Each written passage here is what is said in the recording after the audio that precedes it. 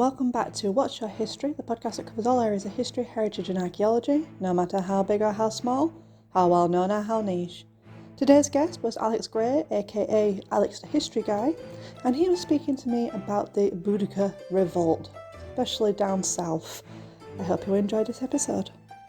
Roman invasion of Britain, but specifically kind of the kind of occupation of East Anglia over the Iceni tribe, how that all went, and then the further solidifying of the Romans, again specifically in East Anglia, because that's where I'm from, that's what I know about, and then kind of the building of the shore forts and what happened and why it happened, and we'll kind of go from there. So I'm not sure exactly how you want to do this, but do you want to start off with a question, or do you want me to give you some background? Well, I tend to do it as a questions as I go along sort of thing. So yeah, sure. So the first question would normally be well, what is it about this period in particular that interests you, that you want to talk about? Yeah, of course. So I'm a little bit of a history butterfly, where I just flutter from different subjects. I have so much fascination with different periods in history, anything from the Paleolithic, Stone Age, Neolithic, straight into the Iron Age, Bronze Age, Roman, the early Saxon period, the late Saxon period, the Normans, high medieval ages of the 13th century, monastic houses in England as well. Right up until a kind of 15th, 16th century, where everything starts to go wrong and it just gets progressively more boring and uniform, in my personal view. So East Anglia really came into its own from the Romans. They kind of laid down a lot of the groundwork, some of the roads, for example, in East Anglia are still used to this very day. A lot of the heritage sites come from the Roman period as well. And the Saxons really utilised what the Romans left them. They might have not agreed with the Romans and the Roman way of life, considering what happened in their homelands of Germany and France, Gaul, those kind of areas. But still, you couldn't deny the groundwork that the Romans had laid for them. So they just adapted it. They didn't do a very good job specifically, because they left a lot of things to ruin when you'd expect some things to prosper. But there's definitely a lot of many centuries of history that we're kind of missing out, just because we don't really know what was going on. That is what sometimes people refer to as the Dark Age. It's actually known more now as, or commonly agreed on as, the Age of Illumination, which is obviously the complete opposite. But that's the first time during the Saxon period where people actually start to write things down and record things. And that's how we know a lot of the Roman period in England, because the Saxons were writing about it, however disjointed, by about 400 or 500 years or so. So we do have a few kind of contemporary Roman historians. However, there really isn't much, and the classic Roman history book written by a Roman historian, they really like to kind of revel things and make things seem a lot more heroic than they really were. So you've really got to consider that, especially when talking about the Iceni Rebellion, for example. And with the Iceni Rebellion, obviously, most people say Iceni, and most people say Boudica. However, that's from, I believe, either an 18th or a 19th century French historian who was looking into the period. So obviously he put everything with a kind of a French linguistic flair. If you go and buy the actual Latin, the Roman Latin that they would have used at the time, it would have been the Iceni tribe instead of the Iceni tribe, and it would have been Boudica instead of Boudica. Oh, okay. I never knew that, because I know that when it came to Boudica or Boudica, it is that constant going, oh, which one do we use in regards to naming her? But Boudica all the way. Oh, nice. And I know last time I met up with you, you don't have a great love for Boudica because of how she treated your home place. Not especially, no. I mean, it wasn't Norwich, where I'm from, that she kind of trashed, because Norwich wouldn't come into existence for another 800 years from when she died, even though we haven't got a date for her death, but it would have been around 700-800 years or so. But there's this big thing with history, especially when you're looking at kind of heroines, you know, female characters to look up to, role models in history. The classic ones is always kind of Mary, Queen of Scots, Queen Victoria, Joan of Arc, and also Boudica. 3 out of 4, yeah, I totally agree with. Boudica, unfortunately, I can't accept it because there is no evidence to say that she was kind of intelligent, military-minded. There's no evidence to say that she was an actual leader. There was no evidence to say that she was a tactician. And there's also no evidence to say that she was compassionate. You know, when you think of a heroine, you think, you know, looking after the people, the civilians against the evil powers. She seems to be the evil power, or the lesser evil power, but an evil power nonetheless. To the citizens living in the cities that she destroyed, you have Camalodunum, which is Colchester. You have Londinium, which is London. And you also have St. Albans, which I'm trying to remember the Roman name for that now. Verulamium. Verulamium. She trashed those 3 Roman cities, of which many Britons were living in at the time. There is no evidence to say that she cared who she was slaughtering. She just slaughtered everybody. And indeed she did, because we have the massacre of the Temple of Claudius, of which apparently there were no survivors. They blocked them inside the temple as they sought refuge, and then they burnt the temple down. So they had no idea who they were burning there, but the vast majority of the people they were killing were their own people who were just caught up in the conflict. Yeah, and I know that when I did a bit of research into the revolt of Boudica, it did say that there was evidence of the fact that they would also burn down the areas where food was stored and things like that as well. So not only is she killing the people, but she's stopping them from being able to rebuild themselves afterwards as well, from the devastation that she caused when she went through the cities. But I suppose depending on whose side you're on, some people would probably see it as justifiable because how dare the Romans come and take over everything. But yeah, there is actually an alternative theory that I and a few of my contemporaries very much on the side of, where yes, they did burn down the food storage, you know, the big granaries that they had, etc., but they stole the food first. Obviously, they didn't burn down all the food with it. So the whole idea of the Boudica's rebellion was just a general distaste and unrest for Roman occupation and the Roman way of doing things. And there's way more to talk about that than just that one sentence, because there's so many different avenues that you can go down. However, just focusing on the Iceni rebellion of between 60 to 61 AD, possibly 62 AD, but we're not exactly sure. At first, it started with, of course, the Romans going into East Anglia. It is said that the Iron Age king, the Iceni king, Prasutagus or Prasutagus, I'm not really sure on the pronunciation, but it is seen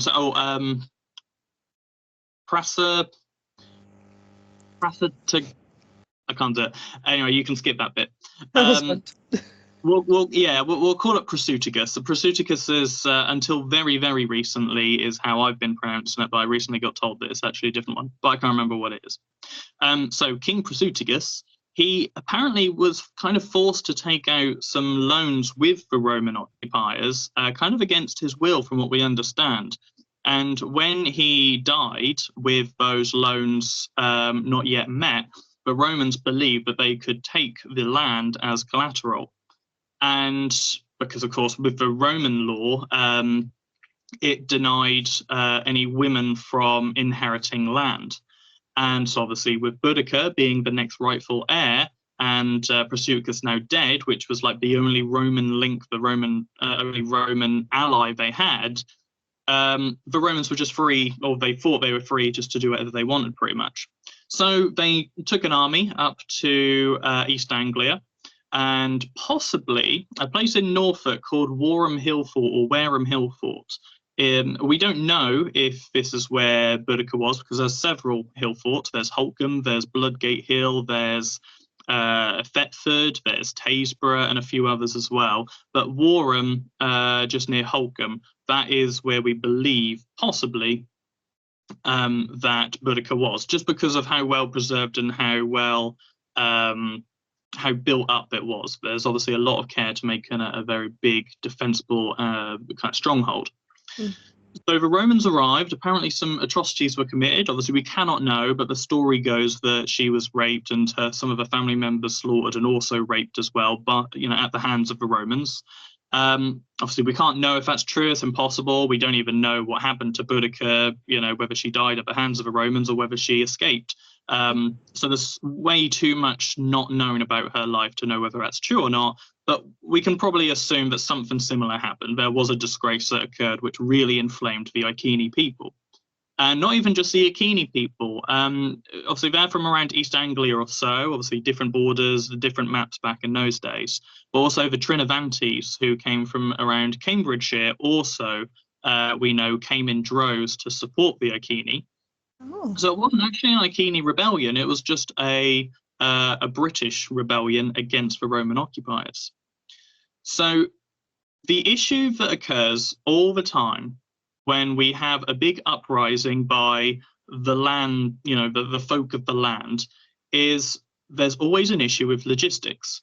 You don't know how many people are going to turn up. You don't know what kind of room you're going to have available to house these people. You have no clue how you're going to feed these people. We see it with Wat Tyler of 1381 in the Peasants' Revolt. We see it with Kett's Rebellion of 1549 in the Peasants' Rebellion. And there's many, many more examples of where the same thing happened. As soon as all the tribes amassed in East Anglia, from what we know, they were hungry and there was not enough food to go about. We even know that, we understand that the farmers took up arms, which meant there was no one to yield for crops that year, meaning that even the people left home were starving. So a lot of the families, including women and children, all came on this horde. So even though the Romans say that about 500,000 people took up arms against the Romans, usually with Roman historians, they tend to exaggerate everything by a factor of 10. So we can assume that around 50,000 people turned up, which is massive. It's a huge amount of people. What was that, like a stadium's worth or something like that? I don't know. But out of those, all the families also turned up as well. So you could realistically put that number in half and say about 25,000 people, or maybe about 20,000 people actually took up arms against the Roman legions. So they went to, after they attacked and burnt down Colchester, Camalodunum, which was the capital city of the Roman Empire in Britain. Londinium was not yet a capital. They then marched on to Londinium after trashing Camalodunum, apparently in search for the grain storage. They may have found some resources, but not enough. So they actually went up to St. Albans, because apparently there was a big military reserved grain storage there. And again, they did the same to St. Albans that they did previously to the other two cities. So it wasn't necessarily tactics. There was no game plan here. There was no campaign. They were just going far and wide searching for food, already basically in a shambles. They had no plan. They were just looking to do anything they could to survive and obviously cause as much damage to the Roman Empire as they possibly could, at least locally. Yeah. I know that when it came to the actual final battle, because it was everybody, it wasn't just fighters, wasn't that the reason why they ended up being defeated in the end anyway? Not just because of the fact that the Romans were more military prepared or anything, but it's more that they basically caused a blockade. Is that the blockade? Blockade? Is that word? What's the word? When they blockade? Yeah, of their own people, and they couldn't escape. So there's lots of things we do know, but there's also a lot of things that we assume. So we don't know where the Battle of Watling Street took place. We don't know where it took place. We don't know how many people exactly actually turned up to the fight, especially on the Iceni side or the British side. We do know that there were at least one or maybe several legions that were currently stationed in Wales, which marched over and met them somewhere along Watling Street. Now, Watling Street is a very, very large, one of the largest Roman roads in Britain during the 1st century AD, which went from Londinium to what is now modern day Wroxeter, where we have the famous Wroxeter Roman baths in Shrewsbury.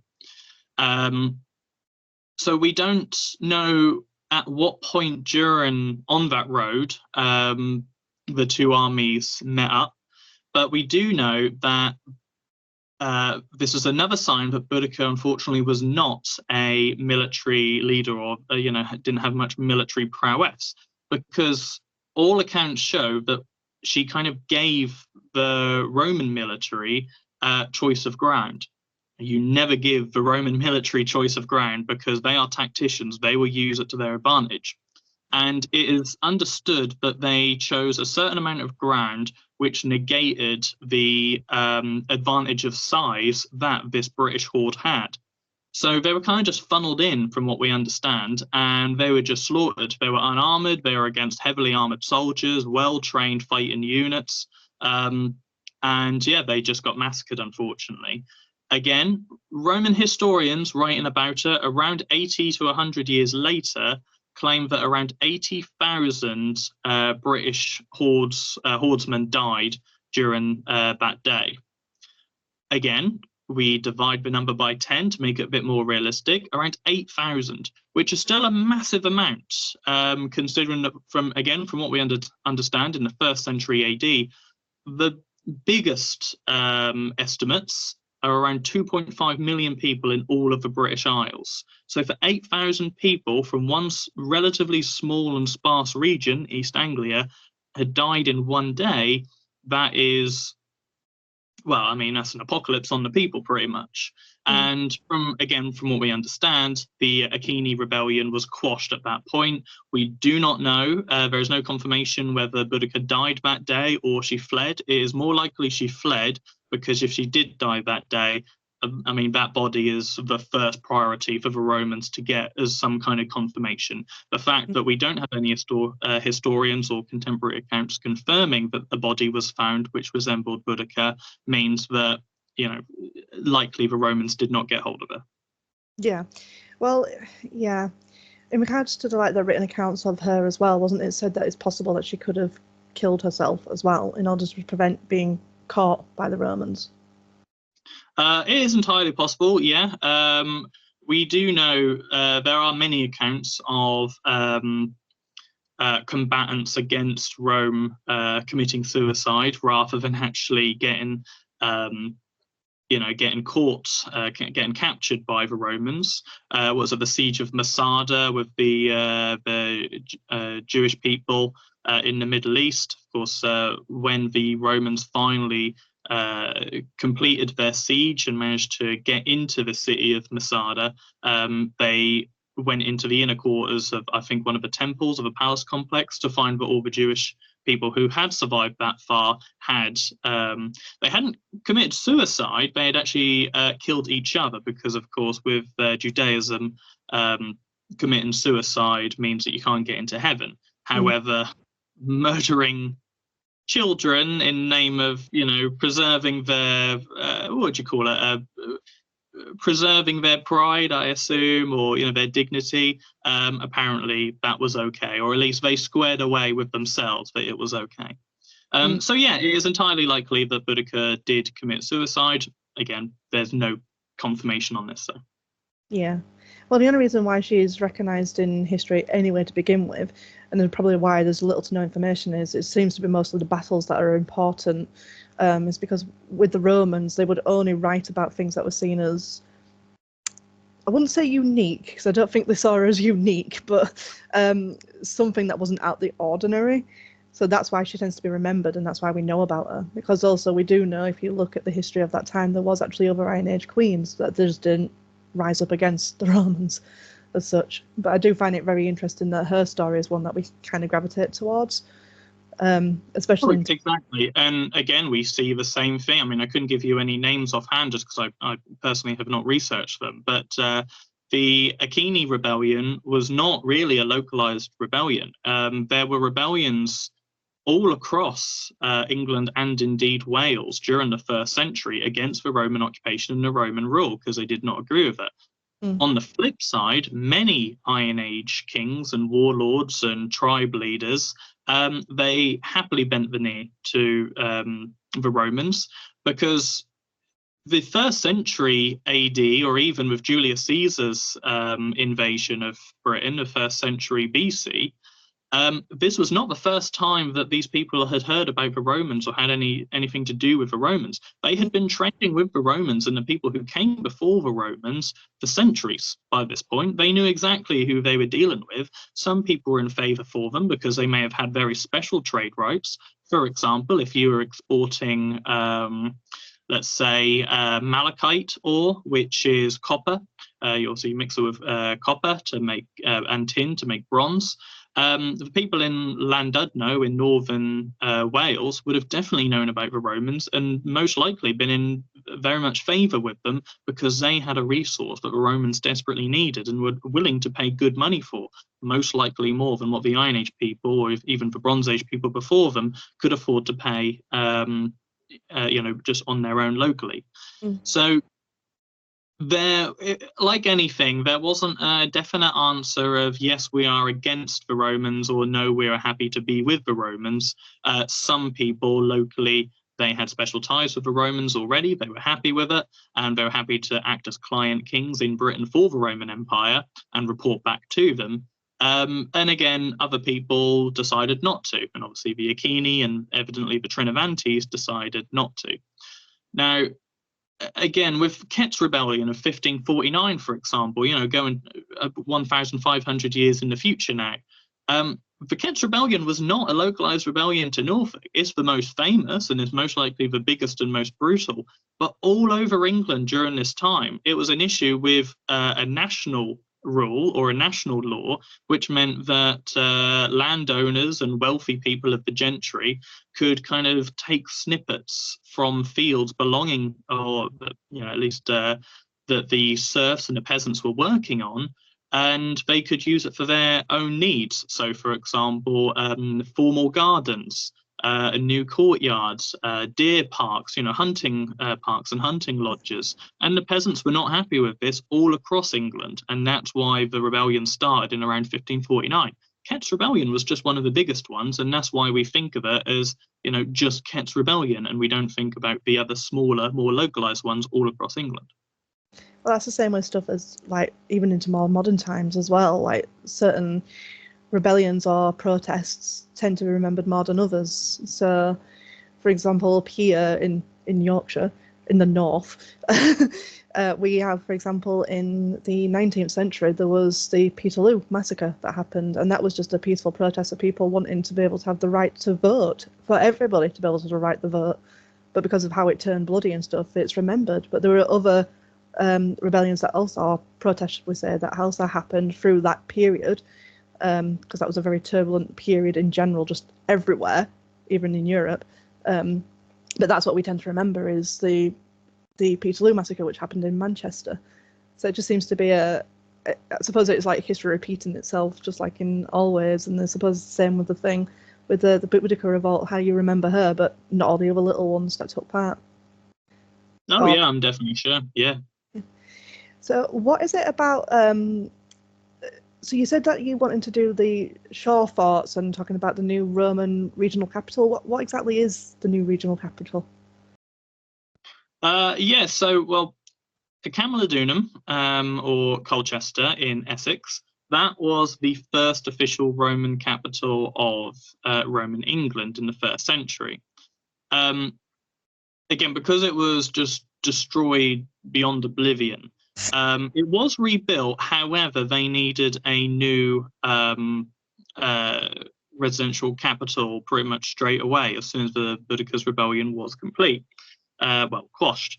So that's when they chose Londinium. And again, there's evidence that there was an Iron Age settlement on the River Thames around that area, because it was at least it used to be quite a shallow area somewhere along where Greater London is today. But the Romans quickly built a wooden bridge. It was first a pontoon bridge, so one of those floating bridges, mainly just for the military to access. There's a typical military strategy of logistics to build a pontoon bridge, something that's only temporary. It was after that that it then was made into timber and an actual proper solid structure. And again, it was confirmed that there was a couple renditions of this bridge, but it was always wooden right up until the late 12th century. I think with Henry II, who built the stone London Bridge as we know it, and that was to honour Thomas Becket. So, and I think it was at 1189 and finished in 1201, something around that time. But again, it was worked on continuously. And so Londinium became the new capital city, and it was really in the 2nd century AD that Roman rule was really solidified in England, and it was relatively peaceful from what we understand. There were some rebellions in around Wales, specifically northern Wales. The Roman legions were currently in Anglesey, defeating the last of the Druids as well, and really putting an end to the Iron Age. In England, well, in Britain as we know it today.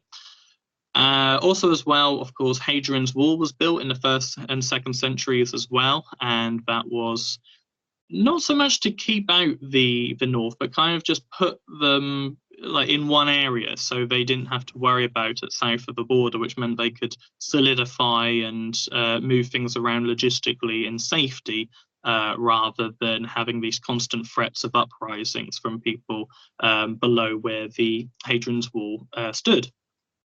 So in East Anglia, it was a very peaceful area. We don't really hear of any uprisings, rebellions after the 1st century AD. And it was kind of just left as a kind of agricultural hub and also a trading hub as well, because there are maps from the Saxon period which show what the kind of like the river systems used to look like, and all the islands in East Anglia before the ground was reclaimed with a lowering of the sea levels, and also just general kind of Victorian or Georgian land reclamation. And so it was a lot more of a wet area than we see it today. We see now really low-laying farmland, and one of the reasons why we consider Norfolk to be so flat is because most of it was actually underwater during the Roman period and even into the Saxon period. So because there's so much water, there was always this threat that there would be raiders come in and use all the river systems, the estuaries, etc. You had at least 3 major rivers, which was the River Bur, the River Yare, and the River Tays. Now, there was a market town called Venta Icenorum, or if you look at it as a layman, you'd think Venta Icenorum or something like that. But the Latin would be Venta Icenorum. And that basically means marketplace of the Iceni people. So in 62 AD, the town that I believe we walked around when I showed you around, it was a marketplace for the Iceni people to settle them and make sure they're happy. However, in reality, it was massive Roman propaganda. It was basically saying, we're going to build you this retirement home. You stay here, you be happy in this gated community. Don't leave, don't do anything that we don't want you to do. But trade amongst yourselves, trade with others, tend to the lands, go into the industrial buildings that we have around. Just keep yourself happy. But it was to show them the Roman way of life and to Romanize them. One tactic that the Romans constantly used, pretty much everywhere they went, but specifically Britain, was they would focus on Romanizing the leaders. So if they brought loads of gifts, amphoras of wine, all these fine silks from the Middle East, all these spices and lovely foods and censers and all these kind of things, to the leaders and Romanized them and showed them how good Roman life could be, it was then up to the leaders, or it was assumed that the leaders would then Romanize their own people and influence them as their own cultural leader. So if your own cultural leader is doing these things, then chances are you're going to adapt it much more better than if a foreign person was telling you how good this would be and trying to force you onto their culture. Yeah. So again, during the 2nd and 3rd centuries, this is kind of how the way of things went in East Anglia. The British people were now Romanized. They were pretty much happy from what we understand. And there wasn't much military action. There was, however, the constant requirement to defend what you were bringing in via these ships and these shipping routes. So it is understood, actually, that the first Roman shore forts, they're known as Saxon shore forts today, or Roman Saxon, anti-Saxon shore forts. Of course, the Saxons weren't a thing during this time, during the 3rd century. So they came around during the mid-5th century. But we do know that the Roman shore forts were already there. So what were they defending against? The truth of the matter is we don't know. There is no confirmation of what they were defending at. There are also some people some historians and archaeologists who believe that the Roman shore forts weren't actually to defend against attackers, but it was simply just to defend and protect what they had inside them. Things like large grain storage, general areas to look after all the merchants' wares and things like that before they then moved downstream into the local areas, like went to Icenorum, for example. Because when you look at these places, at least some of them, they don't seem too defendable. They have the towers, they have the gatehouses, they have the walls, but they don't seem very thick, which assumes they're not very tall, which means, yes, they could possibly be taken over if a full-scale invasion were to take place. Evidently, this wasn't a concern for them specifically. So it seemed that it was just a defensive area just to, stop hands from pinching the wares as they, signed them off and taxed the ships that came in and then moved them logistically on through like carts and horse and wagon and all that kind of thing. Yeah. It was only until the mid-5th century when we see the Saxons start to arrive on the scene. It was around 450 AD. This is about 100 years after the Roman Empire officially fell and the Roman army left Roman Britain. And there were residual military people who did stay, and these were now known as the Romano-British. So they were now self-sufficient. They had to survive for themselves. They did not have this security from mainland Europe that they used to have. And they're also farmers by this point, because there just wasn't any military campaigns to speak of, or many notable military campaigns locally to speak of, to keep the soldiers in good fighting order. So these people had put down the gladius in favour for, the hoe and the pitchfork and stuff like that to tend to the fields. So we now have farmers who aren't military tacticians and commanders, and suddenly they're now also getting attacked by raiders, and we call them Saxon raiders. There were 3 main raiders, which were the Angles, the Jutes, and the Saxons. But there were raiders from all over mainland Europe just seeking out whatever they could. Some were vicious and some were not. Some raiders that we know of were really just migrants. They just wanted to settle in new areas because evidently with the fall of the Roman Empire in mainland Europe, things had got a lot more dangerous for them. And again, they didn't have the safety net of the Roman Empire that they used to have either. So you used to have local warlords taking over towns, taking over settlements on mainland Europe, and it was assumed that it might happen in England as well. We don't understand that they did. There doesn't seem to be any evidence that I know of that there were a lot of infighting in England during the 4th and 5th centuries when the Roman Empire fell. There were certainly military commanders and members of government from the Roman Empire who kind of put their hand on England and said, yeah, I own this. We have a lot of changeover of different coins minted, which were known as like illegal coins of different client kings who then just assumed power. But they seem to be quickly overthrown and changed. It all gets a little bit hairy and quite strange around the 4th and 5th century. We don't really know what's going on. So it's not like Arthurian gentleman who was maybe a Roman general and took over, according to the movie. Yeah, exactly. Yeah, the whole King Arthur thing definitely spurred from that, and the Saxons wrote about that a lot. And again, who knows how much of that is true, but it could definitely have been. It's an area in turmoil. There's no certainty anymore. There's all this local folklore that's kind of taken over. When you get it's like we even see it in the 21st century. Ukraine obviously famously got attacked by Russia, and within the first few months, folklore started to come out and be reported on the news as if it was fact. You have the ghost jet fighter that was going around defending Kiev from all the Russian missiles, etc., shooting down missiles, and apparently also engaging with Russian fighter jets. And he was known as the Ghost of Kiev.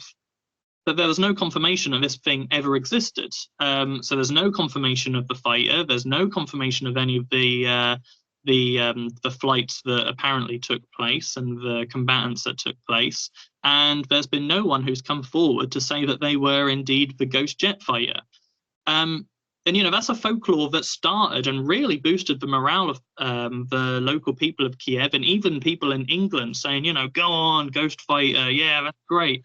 And I remember when I was in military training, the ghost fighter was the talk of the town in the barracks. Everyone was talking about it, regardless of which platoon you were with. And it was a folklore that just started and also died within the next few months, once people kind of realised that it may have not been true. But it was reported worldwide on the news as if it was fact, and there's still no confirmation of it, to what I understand. So basically what I'm hearing is, when it comes to a moment of turmoil, we like to gravitate towards stories to try and understand things better and have heroes to look up to. Oh yeah, definitely. Everyone is searching for a role model. Everyone is searching for that person to kind of take control and be that, that prime person, that central person to kind of take life by the reins and choose what they want to do with it, rather than just being kind of taken in this current and being told what to do. Clearly, humans just never change. Mm-hmm. Is there anything else you would like to talk about the Romans, especially from your area?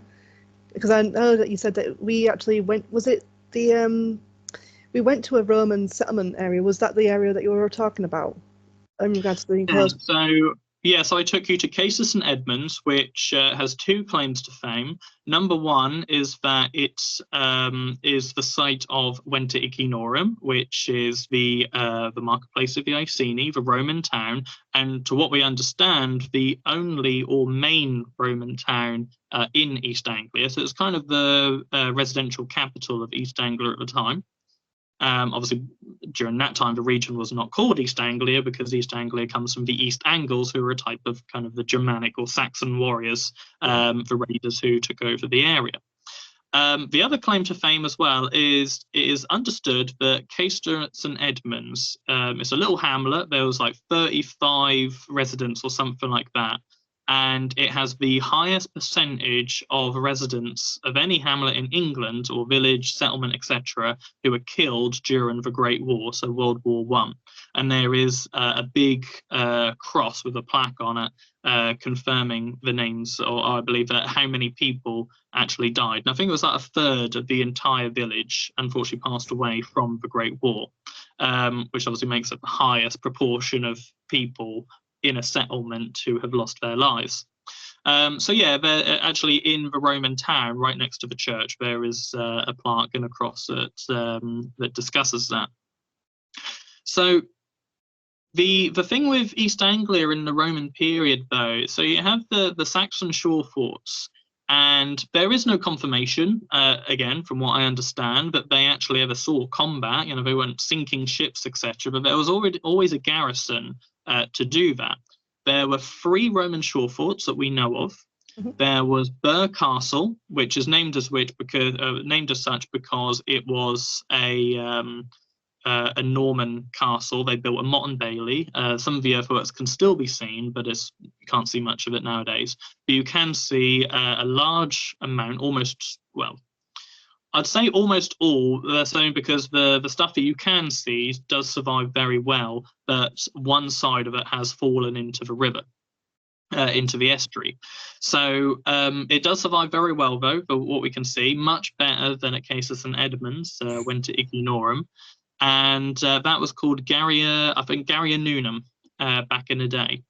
You then have Caister-on-Sea, which is on the other side of the estuary. Now, again, most of the estuary is all reclaimed land. It's all farmland and the village of Caister-on-Sea plus the town of Great Yarmouth. But Caister-on-Sea was another shore fort, and both Caister-on-Sea and Garria Nunum, or Burr Castle, they protected the main estuary, which went on to the River Wensum, the River Yare, the River Burr, and the Taze River. And then finally, right up north, which Time Team actually excavated many, many moons ago, was Brancaster, or the Roman name for that back then was, I believe, Branadunum. So these were the 3 main Saxon or Roman shore forts against the Saxons. However, they were most likely built in around the 2nd century AD. They were replaced in stone in the 3rd century AD. Caister-on-Sea, it would appear that it was only used for maybe less than 100 years before it was no longer required. So whether that was even present during the Saxon period or the Saxon initial raiding of the mid-5th century AD, we don't know. Burr Castle apparently was, because there are finds, definitely Roman finds, which confirm occupation in the 6th century AD. Branadunum we don't really know too much about. We do know that it had its heyday as kind of the military port and also a place where a lot of cavalry used to be, but we just don't know enough about it to confirm whether it was in use during this time. We also know that there's not really much evidence of the Saxons ever kind of taken over the area by force. We from what we understand, they seem to have just emigrated here and kind of intermingled with the local communities, and they just wanted to be farmers, from what we understand. There is certainly evidence of hostile takeovers. For example, at Old Sarum, we know that the Saxons attacked the Roman Vicus, which is kind of like a settlement built out of a Roman military settlement. So it's like you've got the barracks area, the fort, etc., and then there'll be kind of like a crescent or a little compilation of buildings which build its own residential settlement for the civilians, and that's known as a vicus. So we do know that hostilities took place there, and there were battles and there were sieges during that area during that time, but there's no confirmation of it as such from East Anglia. It seems it was relatively peaceful. It was just an emigration, a mass emigration of people coming into East Anglia at the time. And that's kind of the way things stayed until the 11th century, when, of course, not the 11th century, that's when the Normans took over the area, and they definitely occupied it with an iron fist. But it's kind of a way things stayed from the mid-5th century right up until kind of the beginning of the 9th century when the Vikings took over. And the Vikings then took over from the Saxons, definitely hostile. They were definitely hostile. We have a number of battles from around the East Anglian area in the 9th century. And we also know that Thetford, right on the southern side of Norfolk, that used to be a Saxon settlement. Before that, it was an Iron Age settlement, and again, possibly one of Boudica's hill forts. And the Vikings then took that over in the 860s. I think something like 860, possibly 866, because was it 868 that the Vikings marched on York? Or was it 866? I think it was 867. I think it was when they first started. Yeah, around that time. Well, it was. The Vikings stayed in their new kind of military hub of Thetford before marching on to York. So they had York in their eyes constantly because they knew about it. They knew it was a prosperous area to get to. But it's the Vikings that laid siege to York were the same Vikings who were in Thetford in East Anglia a year before. Oh, didn't know that. Indeed. I've got a whole page all about that, a page of text talking all about those two sieges. And I would love to learn about it, but I think we will call it quits for today. Yeah, of course. Because otherwise this will go on forever and we'll just cover all the periods, which will be lovely for us, but it'll be then a good couple of hours long. Mm-hmm. So thank you, Alex, for coming on to this podcast today and talking about the Roman occupation and the Boudica Revolt. Is there anything else you want people to know before we part ways? Not necessarily. I mean, you can find more of my content on Alex the History Guy on YouTube. That's going quite well. I mainly focus on the origin stories of a lot of historic places. I've done origins of Norwich. I've done origins of Norfolk in multiple videos. Origins of Colchester, for example, where I talk about that a lot more and show a lot of museum finds from my travels as well. And also origins of Great Yarmouth, which is another very fine historical site in East Anglia, which unfortunately does not look as good as it used to about 700 years ago. Definitely had its heyday multiple centuries ago. But I talk a lot of the history specifically of my local area, a lot of hidden historic sites and lesser known historic sites around England, places that, you could go past and not even know that anything was there. Those kind of things mean a lot to me rather than the large places like the Tower of London and Westminster Abbey, for example, that everybody knows about and most people know kind of the basic history of. Other than that, because I am a historical reenactor myself, I also do a lot of footage on visiting reenactment events and living history events and other heritage events around England, showing off my own kit as well as some of my friends' kit from multiple periods where I really go into detail, showing off all different military kit from various periods, as well as clothing as well. But yeah, that's Alex the History Guy on YouTube, and I'm also the same Alex the History Guy on Instagram as well, but I don't really post on there that much. I really just use that to talk to my reenactment friends. And when you do post on there, you do these lovely bracket things. I don't know how that's... Yeah, they look really nice, but I think now that they've changed it to a portrait because of video, I don't know if it's working as well, but they do look really pretty. Yeah, my one hasn't updated. It's still showing as squares for me. So I'm just going to keep doing it until it updates, to be honest. I'm happy with that. That's fair. Oh, thank you so much. I will put that all down in the description where you can find Alex, and definitely check out his content because it is really, really good. He's very, very knowledgeable, as you can tell from this episode alone. So yeah, thank you, Alex, for being on. All that without notes as well. All that without notes. Well done.